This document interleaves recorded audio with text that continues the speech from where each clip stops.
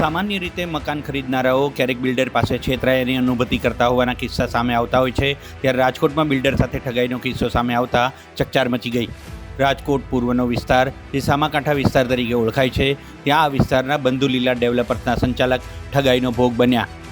રાજકોટના અર્જુન મઠિયા નામના બિલ્ડર સાથે પ્રોજેક્ટમાં રોકાણ કરવાના બાના હેઠળ છેતરપિંડી આચરાઈ। બિલ્ડર સાથે 3,26,00,000 રૂપિયાની ઠગાઈ કર્યાની ફરિયાદ નોંધાઈ છે।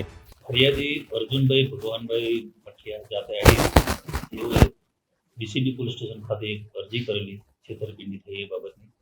એ અરજીના આધારે બી ડિવિઝન પોલીસ સ્ટેશનમાં છેતરપિંડી તેમજ ખોટા સહયોગ કરાવવાનો નોટરાઇઝ કરાવવાનો ગુનો દાખલ કરવામાં આવેલો છે, જેમાં ફરિયાદીએ આરોપી પાસેથી આર્યન એવન્યુમાં એની બાંધકામ ચાલતી હતી, એમાં 12 ફ્લેટ અને 4 દુકાનો લેવાની હોય, જે બાબતે તે હાલના જે આરોપી છે સંજયભાઈ લાલજીભાઈ ડોબરિયા તથા તેમના પત્ની જ્યોત્સનાબેન સંજયભાઈ ડોબરિયા, જેઓને 3,26,69,830 રૂપિયા આપેલા, જે પૈકી 50,000 આરટીજીએસથી 51 લાખ રૂપિયા રોકડા તેમજ બીજા પણ 2,25,00,000 રૂપિયા રોકડા આપેલ અને તે બાબતનું નોટરાઇઝ લખાણ કરવામાં આવેલ।